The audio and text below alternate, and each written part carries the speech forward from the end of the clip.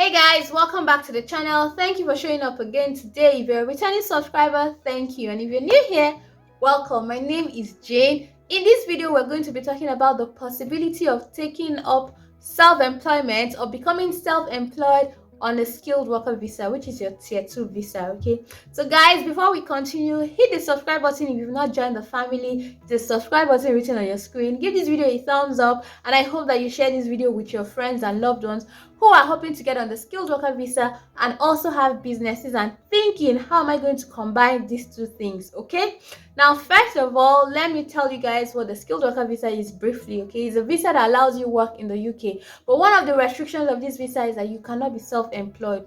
Sad, but yeah, that's what it is. On the skilled worker visa, you should not be self-employed, right? Okay, you need a sponsor. So what the sponsor does, it tells the UK that yes, I'm responsible for this person. It will give the sponsor will give you a COS, which is called your certificate of sponsorship. This is what you use to apply for your visa when you want to apply for your skilled worker visa, or the details in this certificate is what is required during your visa application. Okay, but some people are on this visa or want to get on the tier 2 visa, but they also have like side gigs. They want to set up their business in the UK. They want to work for themselves. How can this happen? Is there a way around it? That's what this video is about.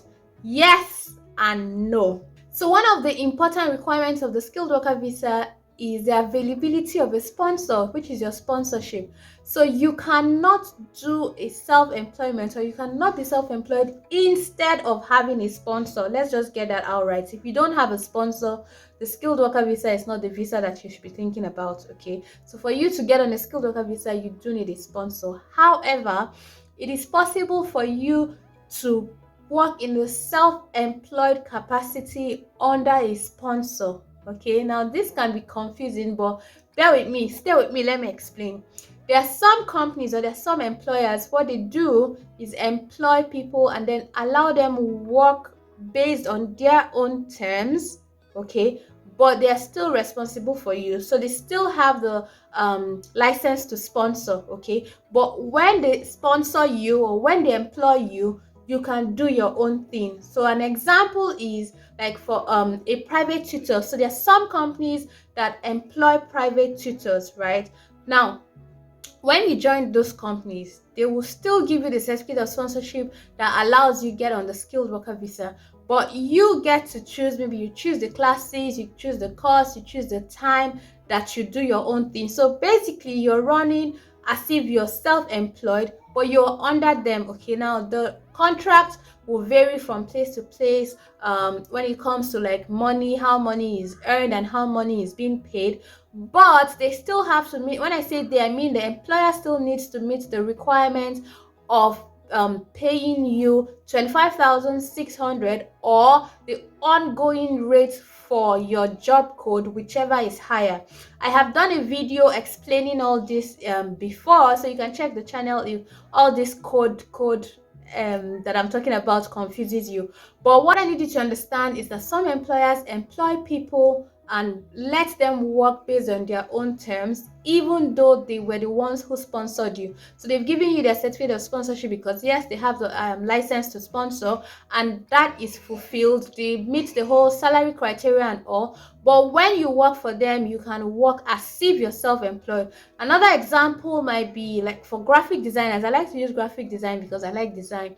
There are some companies that can employ maybe like graphic designers, right? You do your own gig, like you run your own projects, however you want to do it, but they are your employer. Okay, so they have given you the certificate of sponsorship that yes, this person works for me. But like I said, the contracts may be different. There's an understanding of, even if you do your own thing, this is how money comes in, this is how much I'll pay you based on this, based on that. Okay, so in those kind of examples, you can be under the skilled worker visa and still work for yourself. That is the only way I know now that is legally accepted for you to be self-employed and on the skilled worker visa. Okay, other than that, you may want to get on a visa that allows you to do business or be self-employed. I have a video that tells you these visas: your innovator visa, your global talent visa, your graduate visa, and the rest. So if you want a detailed video, you can check that one out. But ideally, you have to have a sponsor. So even if you're self-employed, someone has to sponsor you. You cannot take away that fact that you need a sponsor if you want to get on the skilled worker visa. Okay, so that's what I wanted to explain in this video, because a lot of people have this concern. A lot of people want to get on the tier 2 visa, on the skilled worker visa, but they also want to do their own thing. I advise that if business is priority to you, like if it's very important to you that you do things the right way and do the things that you want to do legally in the UK, the skilled worker visa might not be for you if business is on your top list. Okay, search for other visas, find out how you can get other visas that allow you to do this and have peace of mind. And yeah, you should be able to, I mean, some of these visas are, you just need information to get what you need so that you can apply, because a lot of people don't think about or talk about these other visas. The most common visa is the skilled worker visa, right now. Okay, so a lot of people just know about this one, but if it's important to you to be self-employed, please search for information on other visas. You can search the channel, you can check other people on YouTube. You will find this information. It's everywhere. You can go to gov.uk, you will find the information that you need. Okay, thank you guys for watching. If you stayed till now, please don't forget to give this video a thumbs up. Share this video with your friends and loved ones who are on the skilled worker visa but maybe want to be self-employed, so that they know the conditions or the situation where this can happen, and if we can't, they can start thinking of the way to switch to another visa. Okay, and if you have not subscribed to the channel, click the subscribe button now to join, and I will see you guys in the next video. Until then, bye guys.